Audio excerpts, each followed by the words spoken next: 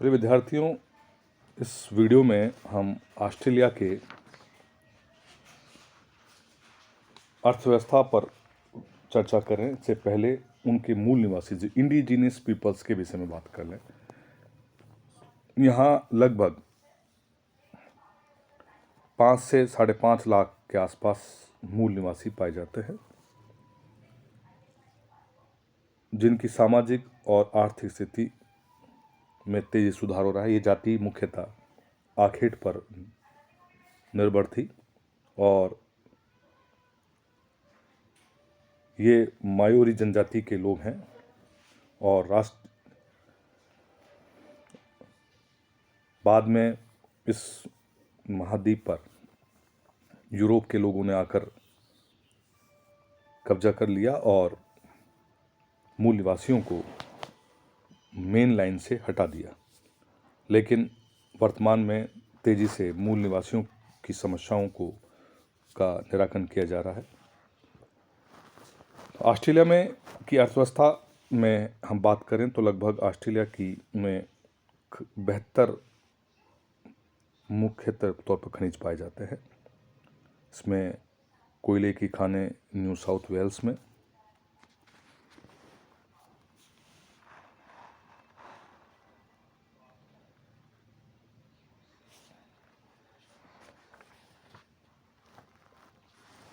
कुलुगाड़ी में सोने की खानें,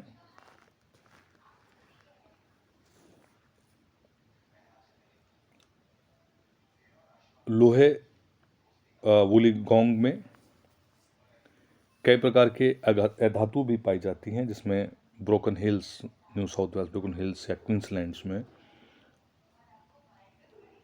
बिग बैल के अंदर लोहा पाया जाता है। यूरेनियम के उत्पादन में ऑस्ट्रेलिया का संसार में पहला नंबर है। यहाँ 40 तथा बारो द्वीप में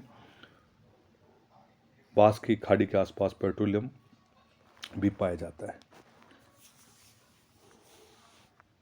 ऑस्ट्रेलिया की अर्थव्यवस्था के संदर्भ में यदि हम बात चर्चा करें तो व्यापक सूखापन और ऊंची जमीन होने के कारण शुष्क मरुस्थलीय एवं अर्धमरुस्थलीय जलवायु तथा पूर्वी आर्द्र प्रदेश की पर्वतीय भूभाग होने के कारण ऑस्ट्रेलिया में कृषि योग्य भूमि का अभाव है। ऑस्ट्रेलिया की जनसंख्या वितरण पर कृषि योग्य भूमि का गहरा प्रभाव पड़ता है।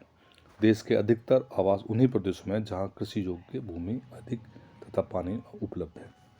ऑस्ट्रेलिया का केवल 15% भाग कृषि योग्य है, परंतु देश के केवल 6% भूमि पर ही खेती की जाती है। देश का 14% वन प्रदेश है। थोड़ा क्षेत्रफल कृषि योग्य होने के बावजूद भी ऑस्ट्रेलिया में प्रति व्यक्ति कृषि भूमि संसाधन सबसे अधिक है। जनसंख्या वितरण यहाँ का भूआकृतिक और जलवायु की विशेषताओं से भारी प्रभावित, यानी कि जलवायु मैंने अभी पूर्व वीडियो में चर्चा करी थी कि यहाँ की जलवायु शुष्क है, क्योंकि अधिकतर भाग शुष्क जलवायु के अंदर आता है, जहाँ पर रेगिस्तान डेजर्ट कंडीशन ज़्यादा हमको देखने को मिलती है। गेहूँ ऑस्ट्रेलिया का मुख्य फसल है। खेती के अतिरिक्त भेड़ फार्म, सीप फार्मिंग भी ऑस्ट्रेलिया में अधिक देखने को मिलता है। यहाँ मेरिनो नस्ल की भेड़ पालन किया जाता है, जो ऊन के लिए पाली जाती हैं। ऑस्ट्रेलिया के अधिकतर भेड़ फार्म पूर्वी पर्वतों के पश्चिमी ढालों पर न्यू साउथ वेल्स या विक्टोरिया में पाए जाते हैं। ऊन के अतिरिक्त मांस के लिए भेड़ों का पालन किया जाता है। ऑस्ट्रेलिया में से सऊदी अरब तथा पश्चिमी एशिया के अन्य देशों में जीवित पशु भी निर्यात किए जाते हैं। उत्तम किस्म की भेड़ पालन की जाती है और उनका निर्यात विश्व के विभिन्न देशों में किया जाता है, जैसे भी मैंने बताया आपको, पश्चिमी एशिया में अधिकतर। ऑस्ट्रेलिया में गेहूं की खेती मरे डार्लिंग बेसिन में, एडिलेड्स में के आसपास होती है। अधिकतर गेहूं एडिलेड के बंदरगाह में निर्यात किया जाता है। ऑस्ट्रेलिया में गेहूं विस्तृत खेती के रूप में उगाया जाता है, जिसमें थोड़ी श्रम शक्ति, बड़े बड़े खेत प्रति एकड़ कम उत्पादन, परंतु श्रम से अधिक उत्पादन होता है। ऑस्ट्रेलिया में गेहूं की खेती भी उन्हीं प्रदेशों में की जाती है जिनमें भेड़ फार्म पाए जाते हैं। इस प्रकार गेहूं की खेती वाले क्षेत्र को गेहूं भेड़ भी कहा जाता है, यानी कि गेहूं के साथ मतलब मिश्रित खेती, गेहूं पालन भी और उससे पशुपालन भी किया जाता है। डेयरी फार्मिंग भी ऑस्ट्रेलिया का एक महत्वपूर्ण उद्योग है। इस व्यवसाय में अधिकतर बड़े नगरों के आसपास विकसित किया जाता है। उससे विभिन्न उत्पाद बनाए जाते हैं। क्वींसलैंड के तटीय भागों में गन्ने की खेती की जाती है। गन्ने की खेती मेलिनेशियन मजदूरों की सहायता से आरंभ की गई, जो जहाँ गुलाम के तौर पर लाए गए, स्लेव्स के तौर पर लाए गए। मेलिनेशिया में ले गए इन मजदूरों को कनाका कहा जाता है।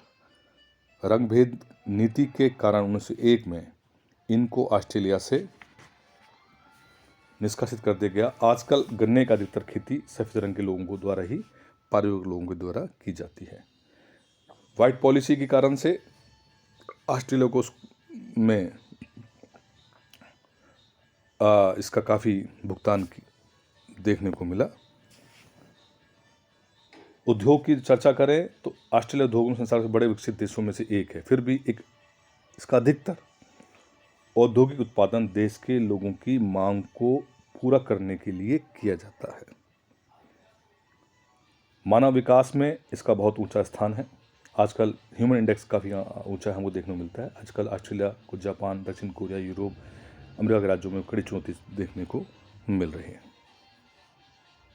ऑस्ट्रेलिया के मुख्य औद्योगिक उत्पादों में मशीन, लोहा तथा इस्पात, सूती, ऊनी वस्त्र, रासायनिक पदार्थ, कागज, सीमेंट तथा बिजली के सामान का उत्पादन कर रहा है। यहाँ के उद्योगों में विकासशील देशों के उद्योगों जैसी प्रवृत्ति पाई जाती है।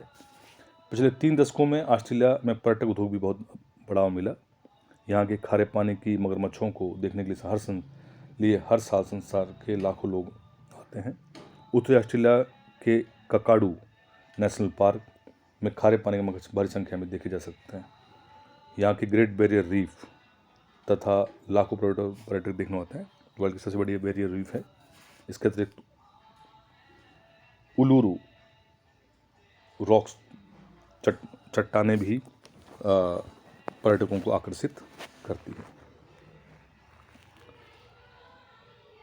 व्यापार की बात करें, ऑस्ट्रेलिया में 75% खनिज तथा कृषि पर आधारित वस्तु निर्यात होती है। आयात में मुख्यतः औद्योगिक वस्तुएं होती हैं। यहाँ पर अधिकतर वस्तुओं का आयात संयुक्त राज्य अमेरिका से किया जाता है। देश से गेहूं, जौ, जई, मांस, दूध, दही, पनीर, ऊन, सूती व ऊनी वस्त्र, लोहा, कोयला, सोना, अन्य खनिजों का निर्यात किया जाता है।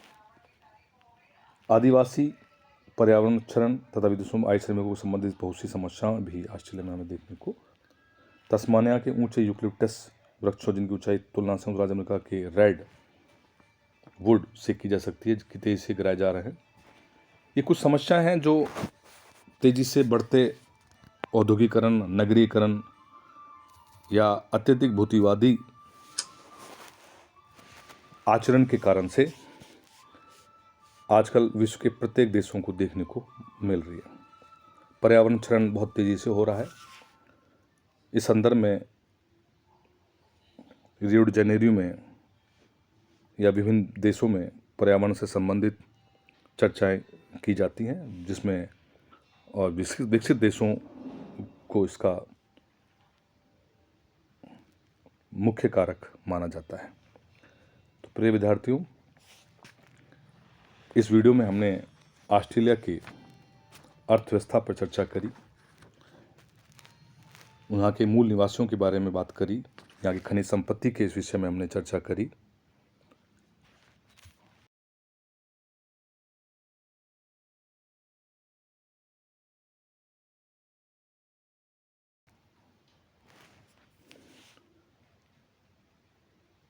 यहाँ की